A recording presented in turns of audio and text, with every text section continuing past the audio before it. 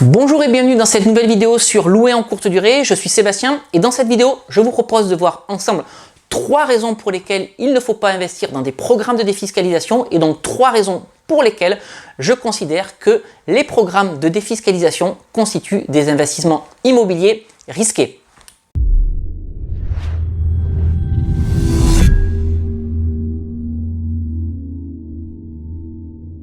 Alors on a tous été confrontés un jour ou l'autre à des propositions de programmes de défiscalisation, ça peut être des conseillers en gestion de patrimoine, ça peut être également les banques qui commercialisent ces produits. Et ce que je vous propose de voir dans la suite de cette vidéo, c'est 3 raisons pour lesquelles ces investissements sont risqués.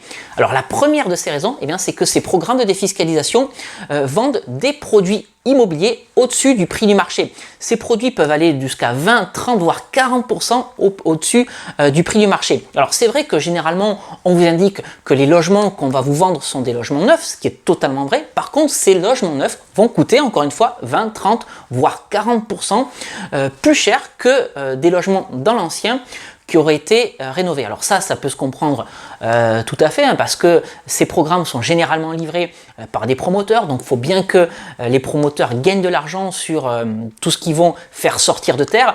Mais ensuite, voilà, il va y avoir différents intervenants sur toute la phase de commercialisation, sur toute la phase de distribution, et donc chacun des intervenants va prendre sa marge, et c'est donc le client final qui va devoir payer en quelque sorte entre guillemets l'ardoise. Et donc c'est pour cette raison que ces programmes seront commercialisés bien plus cher que, encore une fois, des programmes dans l'ancien ou des appartements ou des maisons dans l'ancien qui auront été rénovés. Alors c'est vrai que sur ces programmes on vous vend surtout la défiscalisation, on va vous dire achetez des programmes de défiscalisation, vous allez pouvoir économiser de l'impôt, mais ce qu'on oublie souvent de vous dire, c'est que vos biens immobiliers, au travers de ces programmes, vous allez les acheter bien plus cher que le prix du marché. Donc ça, c'est quelque chose dont il faut être absolument conscient, et c'est la première raison pour laquelle je vous déconseille ce genre de programme.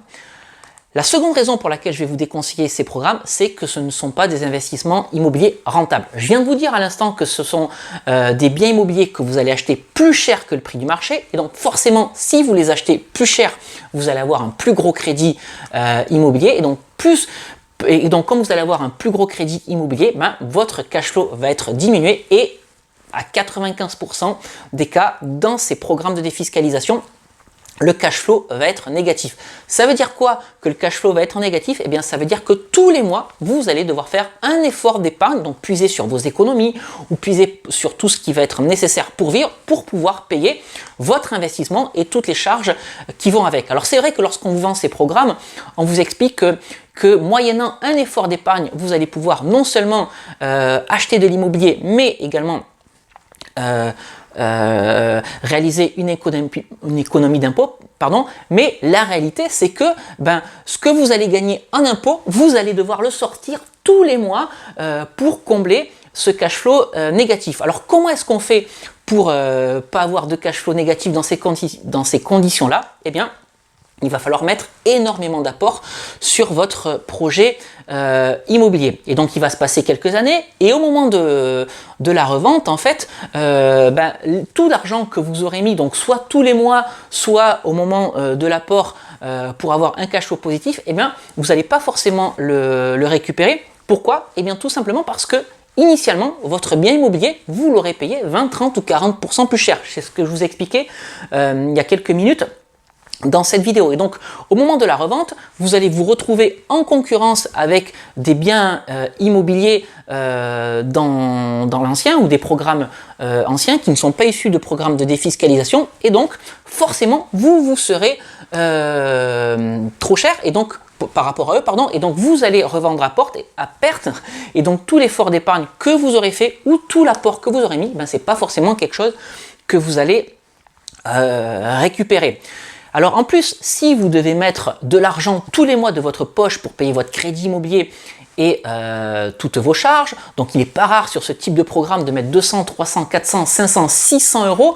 J'ai déjà discuté avec des personnes qui ont investi dans de la défisc, et c'est vraiment cet effort d'épargne qui est nécessaire dans certains cas. Alors ça, tout va bien à partir du moment où vous avez un emploi. Maintenant, on ne sait pas de quoi la vie est faite, il peut vous arriver un accident, vous pouvez perdre votre travail. Comment est-ce que vous faites lorsque vos revenus diminuent pour pouvoir assurer ces 200, 300, 400, 500 euros d'effort d'épargne tous les mois?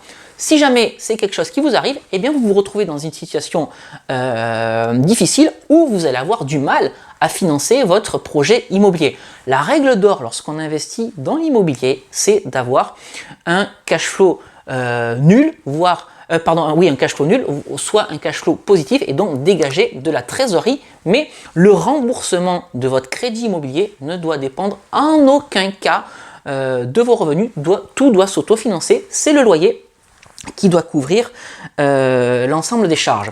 Et si vous me suivez, vous devez également savoir que je dis régulièrement que l'immobilier est un business, et en tant que business, en fait, il faut se comporter comme un chef d'entreprise. Quel est le chef d'entreprise qui accepterait de payer tous les mois pour faire fonctionner son business, et quel est le chef d'entreprise qui souhaiterait acheter un business qui lui coûte de l'argent tous les mois? Ça n'existe pas, et donc voilà donc la seconde raison pour laquelle je considère que l'investissement immobilier dans des programmes de défiscalisation est extrêmement risqué, tout simplement parce que cet immobilier n'est pas de l'immobilier rentable et il vous met dans une situation de risque puisque ça vous demande un effort d'épargne de plusieurs centaines d'euros tous les mois.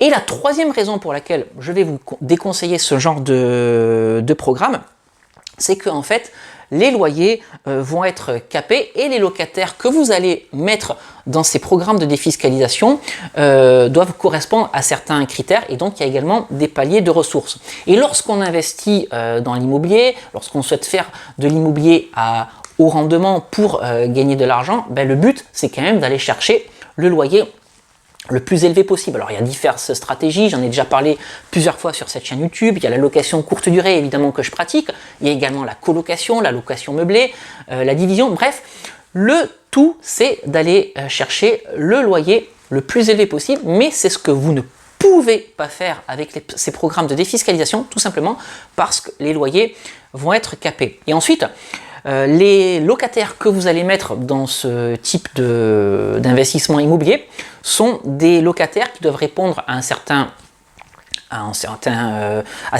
critères, et donc en fonction de la zone géographique dans laquelle vous allez investir, les ressources vont devoir être capées pour pouvoir prétendre à votre logement. Donc vous allez être capé sur les loyers, vous allez être limité également dans le choix de vos locataires, et lorsqu'on fait de l'immobilier, voilà, on aime avoir le choix sur son type de locataire parce qu'on sait très bien ce qui se passe lorsque malheureusement un locataire ne paie pas son loyer. Il est très très difficile de pouvoir trouver une solution pour pouvoir s'en séparer, et généralement on rentre dans des procédures qui durent plusieurs années, et la plus grande crainte pour un investisseur immobilier, c'est de se retrouver dans des situations où on va avoir un crédit sans loyer en face. Voilà donc la troisième raison pour laquelle je vais déconseiller ces programmes de défiscalisation, tout simplement parce que vous n'avez pas les coûts des franches en ce qui concerne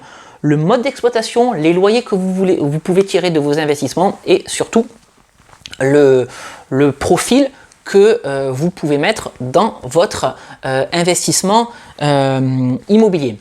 Alors, je disais en début de vidéo que ce qu'on vous vend surtout dans ces programmes de défiscalisation, c'est de l'économie d'impôt, mais c'est que cette économie d'impôt, elle se fait au détriment de tout l'effort d'épargne que vous allez devoir faire tous les mois, ou bien de l'apport important que vous allez devoir mettre en place au moment où vous allez investir, et limiter autant que possible cette situation de risque. Mais je pars du principe que plutôt que d'aller chercher l'économie d'impôt, ce qu'il faut faire, c'est utiliser des stratégies de location qui permettent de toucher des revenus locatifs qui ne seront pas imposés. C'est notamment le cas de la location meublée, mais si vous êtes en société, c'est des choses que vous pouvez mettre également en place, a fortiori sur la location meublée, mais également sur de la location nue. Donc réfléchissez bien à ce que vous attendez de votre immobilier. Je pense que ce qui est intéressant, c'est plutôt d'aller chercher des loyers qui ne seront pas imposés, plutôt que de l'économie d'impôt qui se fera de toute façon au détriment de ce qui est nécessaire pour vous pour vivre tous les mois, ou de l'épargne dans laquelle vous allez devoir puiser tous les mois, ou dès l'instant où vous allez investir, parce qu'il faudra peut-être mettre un gros apport, encore une fois, si vous visez en défiscalisation le cash flow nul ou le cash flow positif. Donc voilà ce que je voulais partager avec vous dans cette vidéo. Alors je sais qu'il y a des personnes qui sont pour ces programmes de défiscalisation. D'ailleurs, si vous regardez cette vidéo, si vous êtes d'accord avec moi, n'hésitez pas à m'indiquer dans les commentaires pour quelles raisons vous partagez mon avis sur ces programmes de défiscalisation. Si vous êtes déjà retrouvé dans la difficulté parce que vous avez investi dans des programmes de défiscalisation, n'hésitez pas non plus à les mettre dans les commentaires. Et puis si, au contraire, vous ne partagez pas mon avis et si pour vous, ces programmes de défiscalisation ont été une bonne chose, n'hésitez pas non plus à le mettre dans les commentaires juste en dessous de cette vidéo. Voilà, l'idée c'est de pouvoir échanger autour des différentes stratégies immobilières et bien entendu je suis d'accord pour dire que tout le monde n'est pas forcément de mon avis. En tout cas, si vous souhaitez en savoir plus, non pas sur les programmes de défiscalisation, mais sur l'immobilier et la location courte durée, je vous invite à vous abonner à ma chaîne YouTube. Je partage régulièrement des retours d'expérience et des bonnes pratiques autour de l'immobilier en location courte durée. Donc abonnez-vous à cette chaîne. Si cette vidéo vous a plu, n'hésitez pas à la liker, n'hésitez pas non plus à la partager. Et puis avant de vous quitter, je vous invite à télécharger les 2 e-books que j'ai rédigés, Convaincre la banque, mode d'emploi et doubler son salaire avec la location courte durée. Dans le premier e-book, je vous explique quelle démarche adopter pour monter un dossier bancaire béton qui va vous permettre de bien présenter votre projet immobilier à votre banquier dans le but d'obtenir votre financement. Et dans le second e-book, je vous explique comment, grâce à la location courte durée, vous allez pouvoir vous constituer une épargne, un complément de revenu, très rapidement, mais ceci dit aussi une épargne grâce à ce mode d'exploitation, grâce à la location courte durée. Pour télécharger ces 2 e-books, c'est très simple, vous cliquez sur le petit i qui apparaît en haut à droite de la fenêtre de cette vidéo, et puis si vous regardez cette vidéo à partir de YouTube, vous avez également les liens d'accès à ces 2 e-books dans la description qui se trouve juste en dessous. Allez, je vais vous quitter ici pour aujourd'hui, et puis comme d'habitude, on se retrouve très prochainement pour une nouvelle vidéo sur louer en courte durée. À très bientôt. Ciao.